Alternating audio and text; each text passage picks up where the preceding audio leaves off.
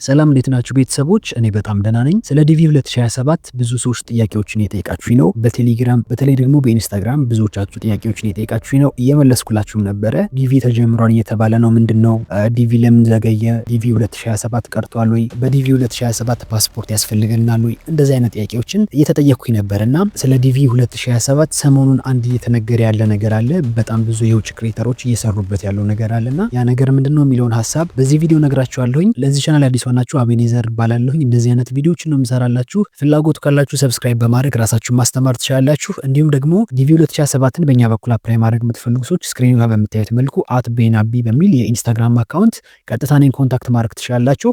ስለ ዲቪ 2027 ሰሞኑን የተነገረ ያለውን አንድ ነገር በደንብ አድርጌ ከነገርኳችሁ በኋላ ደግሞ ዲቪ 2027ን ለመሙላት ምን ያስፈልጋል የሚለውን ነገር በቪዲዮ መጨረሻ ላይ ነግራችኋለሁ ማለት ነው። አብራችሁን ቆዩ።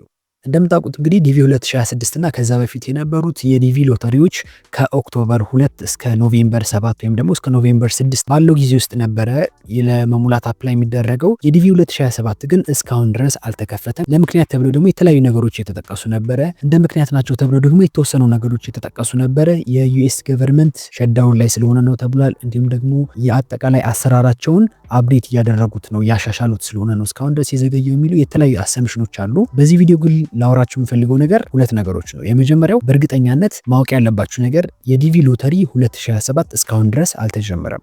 በጣም ብዙ ሰዎች ሶሻል ሚዲያ ላይ ያናፍሱት ያለው ወሬ ነው። ዲቪ ተጀምሯል አፕላይ እናደርግላችሁ እያሉ ፔመንት እየተቀበሉ ገንዘብ እያጭበረበሩ ነው ያለውና ከዚህ ነገር ራሳችሁን መጠበቅ አለባችሁ። ዲቪ 2027 አልተጀመረም። ሌላኛው ሁለተኛው ነገር ደግሞ መቼ ይጀመራል ተብሎ ሰሞኑን ጥያቄ የተጠየቀ ነበርና በዛ ዙሪያ በጣም ብዙ ጽሁፎች የተጻፉ ነው። በጣም ብዙ ሰዎች እያወሩ ነው ያሉትና ዲቪ 2027 ኤግዛክት የሚጀመርበት ቀን እስካሁን ድረስ አልታወቀም። አንዱ ዲቪ 2027 ዘግይቷል የተባለበት ምክንያቱ የዩኤስ ገቨርንመንት የመንግስት መስሪያ ቤቶች አብዛኛዎቹ የሚባሉት በበጀት አማካኝነት አሁን ላይ አገልግሎት እየሰጡ ስላልሆነ ዲቪ የዘገየበት ምክንያቱ በዛ ነው ተብሎ አንድ አሰምሽን አለ ብዬ ነግሬያችሁ ነበረ።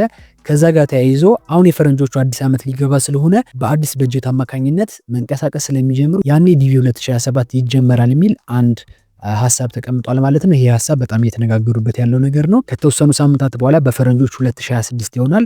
በ2026 አዲስ ዓመት ስለሆነ በአዲስ በጀት ስለሆነ መንግስት የሚንቀሳቀሰው፣ ስለዚህ 2026 ከገባ በኋላ ባሉት ተከታታይ የተወሰኑ ሳምንታት ውስጥ ይጀመራል ተብሎ እንደ ሐሳብ የተቀመጠ ነገር አለ። ከላይ እንደነገርኳችሁ ግን ይሄ እንደ ግምት ነው እንጂ የተቀመጠው ትክክለኛ እንደ መረጃ አይደለም። ያ ማለት ሊሆንም ላይሆንም ይችላል። በ2026 በመጀመሪያው አንድ ወር ላይ ዲቪ ተከፍቶ አፕላይ ለማድረግ ሊጀመር ይችላል ወይም ደግሞ ላይጀመርም ይችላል። ስለዚህ አንዳንድ የተወሰኑ ሰዎች እንደዚህ አይነት ጥናት የሚያደርጉ ሰዎች ናቸው ይህን ነገር ያነሱትና ሐሳቡ እንደዛ ነው። በ2026 የመጀመሪያው ወር ላይ ባሉት 4 ሳምንታት ላይ ይከፈታል ተብሎ ዲቪ እየታሰበ ነው ያለው። ስለዚህ ሰሞኑን የተነገረ ነገር ያለው ያ ነው። በፈረንጆቹ አዲስ ዓመት ሊገባ ስለሆነ በአዲስ በጀት አማካኝነት ስለሆነ መንግስት የሚንቀሳቀሰው ዲቪ 2027 ይጀመራል ከተወሰኑ ሳምንታት በኋላ ብለው የተወሰኑ ሰዎች ሐሳባቸውን እያስቀመጡ ነው ያሉት። ስለዚህ ከመቼውም ጊዜ በበለጠ አሁን ዲቪ 2027 የመሙያ ጊዜው እየቀረበ ስለሆነ ራሳችሁን ማዘጋጀት መቻል አለባችሁ።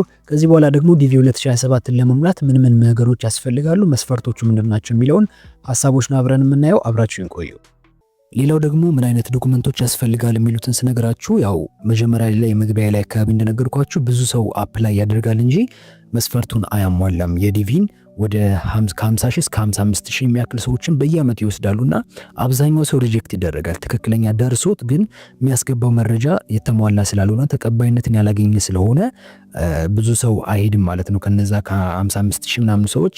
እና ማሟላት የለባችሁ ነገሮች አሉ። ለምሳሌ የመጀመሪያው ፎቶ ነው። የምታስገቡት ፎቶ 6 ወር ያላለፈው መሆን አለበት። በዚህ 6 ወር የተነሳችሁት ፎቶ መሆን አለበት።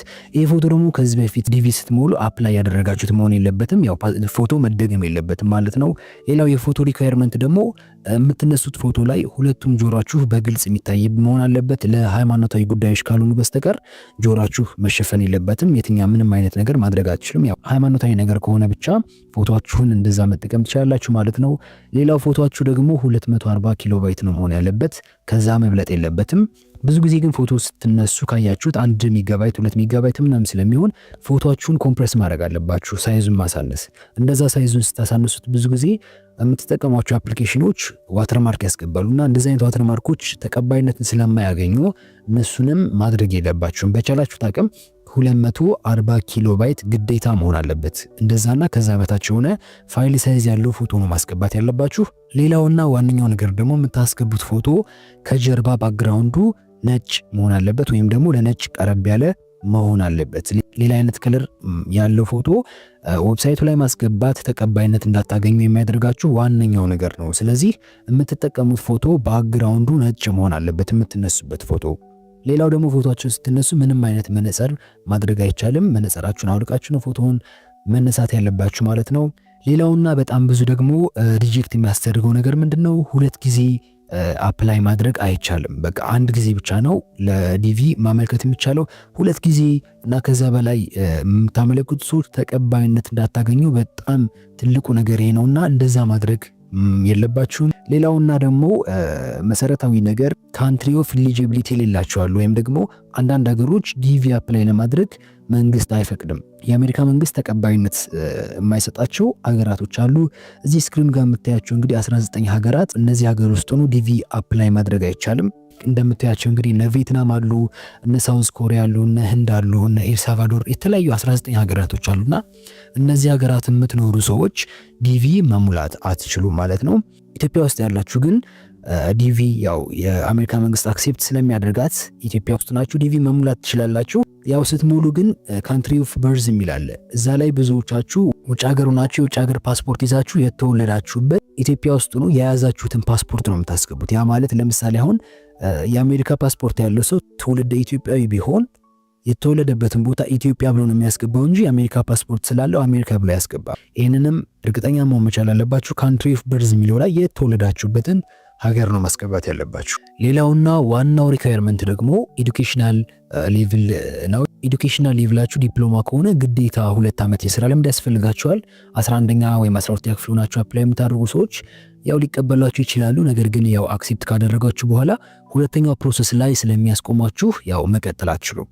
ስለዚህ 11ኛ 12ኛ ክፍል ያላችሁ ሰዎች የስራ ልምድ ያስፈልጋችኋል፣ ዲፕሎማ ብቻ ከሆናችሁ ማለት ነው። ዲግሪ ከሆናችሁና ከዚያ በላይ ከሆናችሁ ደግሞ አፕላይ ማድረግ ትችላላችሁ። እንዲሁም ደግሞ የዩኒቨርሲቲ ተማሪ አፕላይ ማድረግ ይችላል። እና እንዳልኳችሁ 11ኛ 12ኛ ክፍል ዲፕሎማ ያላችሁ ሰዎች ቢያንስ የ2 ዓመት የስራ ልምድ ያስፈልጋችኋል።